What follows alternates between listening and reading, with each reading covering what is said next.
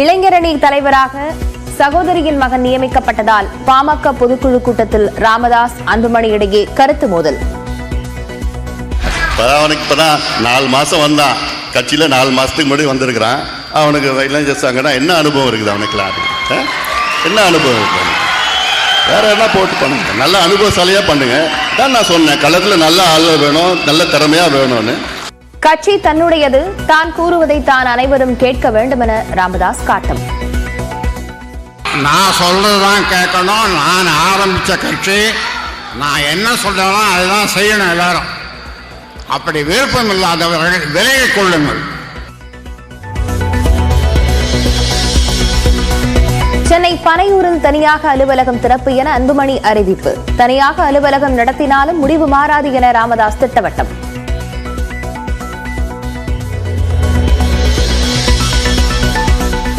பாமக பொதுக்குழுவில் கருத்து மோதல் வெடித்த நிலையில் ராமதாசுடன் ஜி.கே. மணி உள்ளிட்ட முக்கிய நிர்வாகிகள் சந்திப்பு. அன்புமணியுடன் பேச்சுவார்த்தை நடத்தவும் திட்டம் என தகவல்.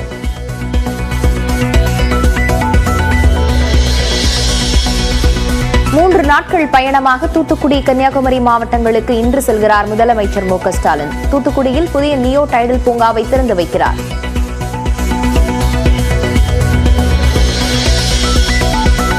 அரிசி குடும்ப அட்டைதாரர்களுக்கு பொங்கல் பரிசு தொகுப்பு அறிவித்தது தமிழ்நாடு அரசு. தலா 1 கிலோ பச்சரிசி, சர்க்கரை மற்றும் முழு கரும்பு வழங்கப்படும் என அறிவிப்பு.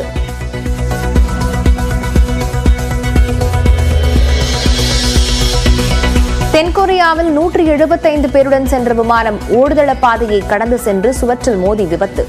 23 பேர் உயிரிழந்த நிலையில் எஞ்சியவர்கள் நிலை கவலைக்கிடம்.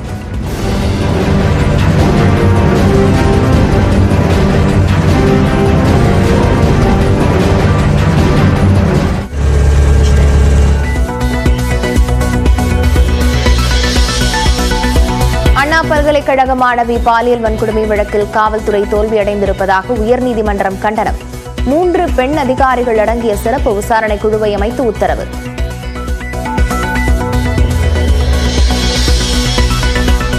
பாதிக்கப்பட்ட மாணவிக்கு 25 லட்சம் ரூபாய் இடைக்கால நிவாரணம் வழங்க வேண்டும்.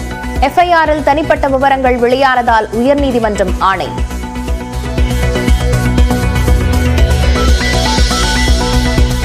அண்ணா பல்கலைக்கழகத்தில் மாணவர்களின் பாதுகாப்பை அதிகரிக்க வேண்டும். நேரில் ஆய்வு செய்த ஆளுநர் RN ரவி உத்தரவு.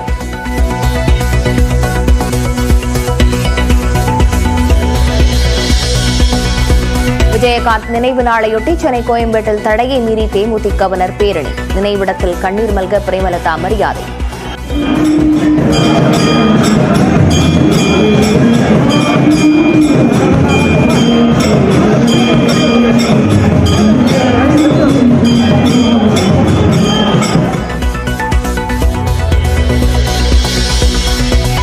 புத்தாண்டையொட்டி வரும் 31ஆம் தேதி சென்னையில் கடலில் குளிக்க தடை. மது அருந்தி வாகனம் ஓட்டினால் பறிமுதல் செய்யப்படும் என காவல்துறை எச்சரிக்கை.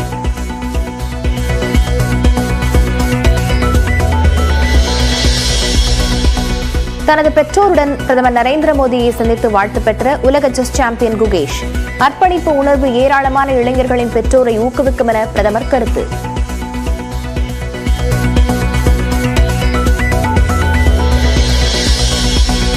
திருப்பதி ஏழுமலையான் கோயிலில் அலைமோதும் கூட்டம். 24 மணி நேரம் காத்திருந்து தரிசனம் செய்யும் பக்தர்கள்.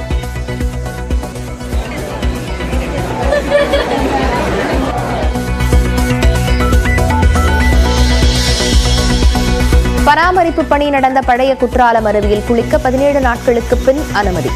சீரான நீர்வரத்து இருப்பதால் சுற்றுலா பயணிகள் உற்சாகம்.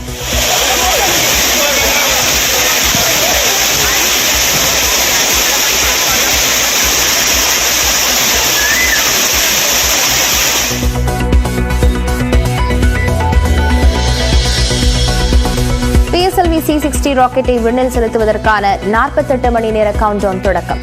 தலா 220 கிலோ எடை கொண்ட 2 சிறிய விண்கலன்களை விண்வெளியில் இணையச் செய்ய முயற்சி.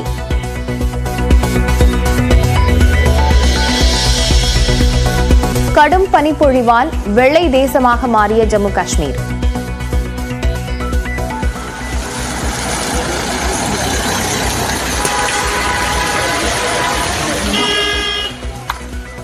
மக்களின் இயல்பு வாழ்க்கை பாதிப்பு, விமான சேவைகள் ரத்து.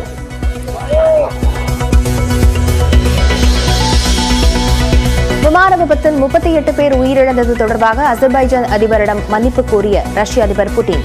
விபத்துக்கு ரஷ்யா காரணம் என குற்றம் சாட்டி எழுந்த நிலையில் மன்னிப்பு கோரினார்.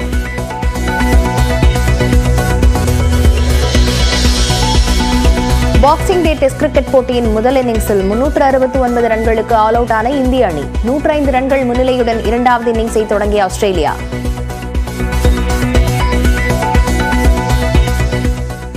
பாமக இளைஞரணி தலைவராக மகள் வழி பேரனை ராமதாஸ் அறிவித்ததற்கு அக்கட்சியின் தலைவர் அன்புமணி ராமதாஸ் எதிர்ப்பு தெரிவித்தார். விருப்பமில்லாதவர்கள் கட்சியிலிருந்து விலகிக் கொள்ளலாம் என்று ராமதாஸ் கூறிய நிலையில் மேடையிலேயே தந்தை மகனிடையே மோதல் வெடித்ததால் தொண்டர்கள் அதிர்ச்சியடைந்தனர். மாநில இளைஞர் சங்க தலைவராக முகுந்தன் அவர்களை அறிவிக்கிறேன். கட்சியில் 4 மாதத்துக்கு முன்னாடி வந்திருக்கிறான். அவனுக்கு இளைஞர் சங்கம்னா என்ன அனுபவம் இருக்குது அவனுக்குலாம்? என்ன அனுபவம் இருக்கு? நான் சொல்றதுதான் நீங்க சொல்லுங்க, கேட்கணும். யாரா இருந்தாலும் நான் சொல்றதுதான் கேட்கணும்.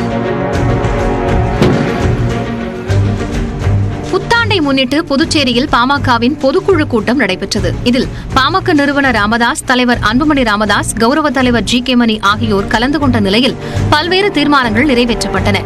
இதனைத் தொடர்ந்து பேசிய பாமக நிறுவனர் ராமதாஸ், சட்டமன்ற தேர்தலில் அன்புமணிக்கு உதவ முகுந்தனை இளைஞரணி தலைவராக நியமனம் செய்வதாக அறிவித்தார். அப்போது அருகிலிருந்த அன்புமணி குறுக்கிட்டு மறுப்பு தெரிவித்தார். முகுந்தன் இல்லையா? போயிட்டாங்க. அவனுக்கு இப்போதான் 4 மாதம் வந்தான். கட்சியில் 4 மாதத்துக்கு முன்னாடி வந்திருக்கிறான். அவனுக்கு இளைஞர் சங்கம்னா என்ன அனுபவம் இருக்குது அவனுக்குலாம்? என்ன அனுபவம் இருக்குது? வேற என்ன போட்டு பண்ணுங்க, நல்ல அனுபவசாலியாக பண்ணுங்க. தான் நான் சொன்னேன், களத்தில் நல்ல ஆள் வேணும், நல்ல திறமையாக வேணும்னு. வந்த உடனே போய் அப்புறம் இளைஞர் சங்க பொறுப்பில் போட்டு. இதனால் கோபமடைந்த ராமதாஸ், தான் ஆரம்பித்த கட்சி பாமக என்றும் தான் சொல்வதைத்தான் கேட்க வேண்டும் என்றும் கூறினார். நான் சொல்றதுதான் நீங்க சொல்லுங்க, கேட்கணும். யாரா இருந்தாலும் நான் சொல்றதுதான் கேட்கணும். எல்லாம் பண்ணுங்க, நீங்க பண்ணுங்க. புரியுதா? நான் சொல்றதை கேட்கலன்னா யாரும் இந்த கட்சியில இருக்க முடியாது. அப்போது தொண்டர்கள் சிலர் முகுந்தனை இளைஞரணி தலைவராக நியமிக்க எதிர்ப்பு தெரிவித்தனர்.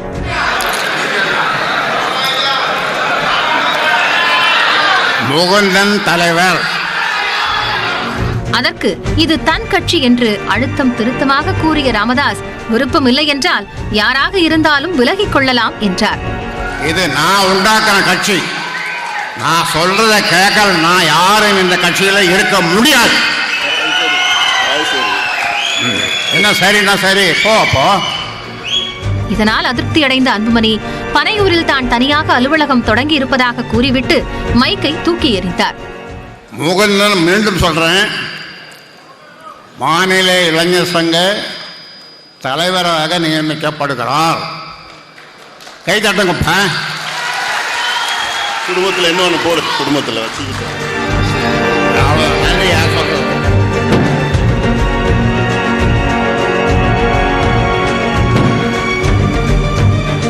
சென்னையில் பனையூரில் எனக்கு ஒரு அலுவலகம் நான் வச்சிருக்கிறேன். ஒரு புதுசாக ஒன்று ஆரம்பிச்சிருக்கிறேன். அங்கே வந்து எல்லாம் என்ன பார்க்கலாம். தொடர்ந்து ஏராளமான தொண்டர்கள் சூழ பொதுக்குழுவில் இருந்து அன்புமணி ராமதாஸ் வெளியேறிய நிலையில் பெரும்பாலான நிர்வாகிகள் அவரை பின்தொடர்ந்து சென்றனர்.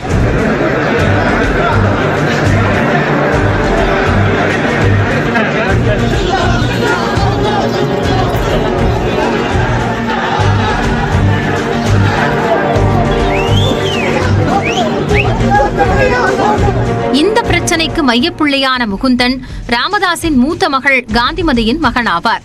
மகள் காந்திமதியை தனது அக்கா மகன் மருத்துவர் பரசுராமனுக்கு ராமதாஸ் திருமணம் செய்து வைத்தார்.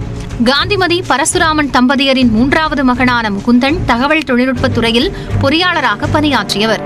பாமகவில் சமூக ஊடக பேரவையின் மாநில செயலாளராக கடந்த 3 மாதங்களாக பணியாற்றி வந்தார். இந்த நிலையில்தான் தனது சொந்த அக்கா மகனை இளைஞரணி தலைவராக நியமிக்க அன்புமணி எதிர்ப்பு தெரிவித்தது உதாகரமாகியுள்ளது.